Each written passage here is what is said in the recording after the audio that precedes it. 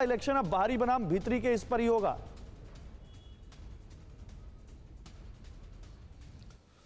मेरी समझ में एक चीज नहीं आ रही है कि बंगाल के चुनाव के अंदर क्या ये मुद्दे होंगे कि किसी का भतीजा राजनीति के अंदर आ गया है या फला गैंग ने फला गैंग को पत्थर मार दिया है। स्वास्थ्य शिक्षा कोई मुद्दा नहीं होगा, किसान आंदोलन कोई मुद्दा नहीं होगा, मजदूरों का पलायन कोई मुद्दा नहीं होगा। और अगर बंगाल चुनाव में इन मुद्दों पर डिस्कशन होता है तो मुझे हंसी आती है। इससे ज्यादा मैं कुछ और क्या हंसी कह सकता हूँ।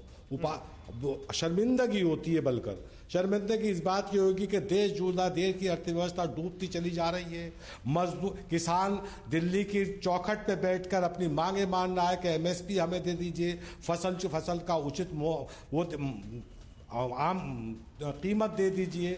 लेकिन हम बहस किस बात के कर रहे हैं? एक राज्य में चुनाव होने जा रहा है, मैं इसे गैंगवार कहता हूं। नहीं, लेकिन हम वो गैंगवार बंगाल में कौन सा किसान बैठा हुआ है?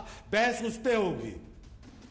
चुनाव बंगाल के मुद्दों पर होगा, बंगाल के अंदर किसान नहीं है क्या? बंगाल के अंदर बेरोजगारी की समस्या? बीजेपी तो यही कह रही है ना कि बंगाल के किसानों को वहां की सरकार नहीं देने दे रही है, केंद्र सरकार की जो किसान निधि का पैसा है।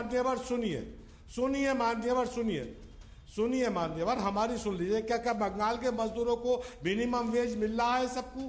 क्या वहाँ एमएसपी मिल रही है? क्या शिक्षा की सुविधा वहाँ सबको? ये सवाल किससे पूछा जाना चाहिए सर? सुविधा वहाँ मिल रही है? ये सवाल बीजेपी से पूछा जाना चाहिए, ये सवाल टीएमसी से पूछा जाना चाहिए, या ये सवाल उस पार्टी से भी पूछा जाना चाहिए जिस पार्टी ने सबसे ज्यादा शासन किया है बंगाल में? तो सुनिए मान्यवर, उस पार्टी का केरल के अंदर शासन है, वहां स्वास्थ्य के ऊपर मुझसे बहस कर लीजिए। केरल के अंदर शिक्षा पे बहस, बंगाल पे बहस क्यों ना करें सर? सर बंगाल पे बहस क्यों ना करें? कानून बंगाल पे बहस क्यों ना करें? केरल पे बहस क्यों? अगर केरल में कर सकते हैं तो बंगाल में क्यों नहीं कर सकते? गैंगवार को मैं इसे माफिया गैंगवार कहता हूं जो बंगाल के अंदर हो रहा है। एक गैंग ने दूसरे गैंग को पत्थर मार दिया, बहस उसने शुरुआत की। क्या राजनीति किसने शुरुआत की? संयुक्ता किसने शुरुआत की?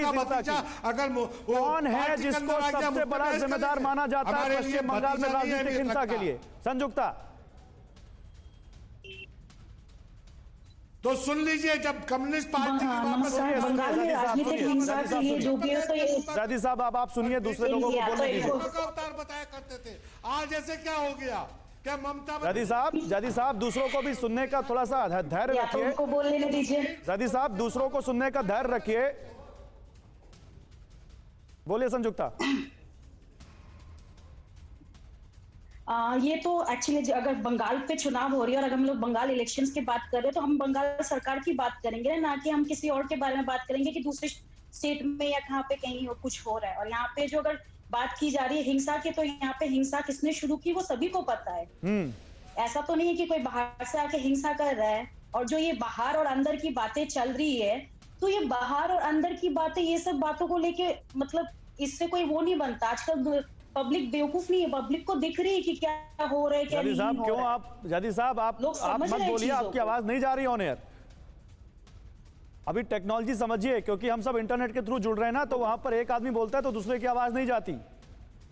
कोरोना ने हमको बहुत कुछ छीना है, तो एक ही आजादी भी हमसे छीनी है सर। संयुक्ता अपनी बात पूरी कीजिए। हाँ, तो जो मैं बोल रही थी कि आजकल जैसे पब्लिक को दिख रही है, पब्लिक बेवकूफ नहीं। अगर आज बीजेपी को इतना ये मिल रहा है कि टीएमसी से लोग खुद छोड़ के बीजेपी में आ रहे हैं। संयुक्ता एक चीज समझाइए मुझे, संयुक्ता एक चीज समझाइए मुझे। टीएमसी खुद ही है ना। जैदी साहब का एक सवाल तो बड़ा वाजिब है कि इलेक्शन क्या हिंदू मुस्लिम पर होना चाहिए? इलेक्शन इस पर होना चाहिए कि किस पार्टी के किस परिवार का कितने बड़े इलाके में होल्ड है और उसको अपनी तरफ लेकर आए, या इलेक्शन बुनियादी मुद्दों पर होना चाहिए? और मैं तो खुला पूछता हूं, बीजेपी, टीएमसी, सीपीएम, कांग्रेस, किसी के प्रचार में आपको ये मुद्दे दिखते हैं?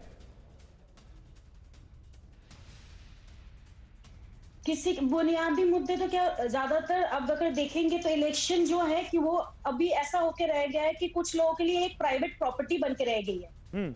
और प्राइवेट प्रॉपर्टी से आपको क्या मतलब, वो तो क्लियरली समझ में आता ही है। ठीक है संयुक्ता, मैं आता हूं, एक बड़ी खबर आ रही है वो बताएं। पीरजादा साहब देखिए, मैं अभी आपके पास अब आऊंगा क्योंकि मुझे कुछ आंकड़े दिखाने हैं। हम वॉल पर जाएंगे, ग्राफिक्स दिखाएंगे, बताएंगे कैसे पश्चिम बंगाल में मुस्लिम वोटर एक बहुत बड़ा मुद्दा बन गया है और कैसे अब कई सारी पार्टियां उन सबको अपनी तरफ लाने के लिए जोर लगा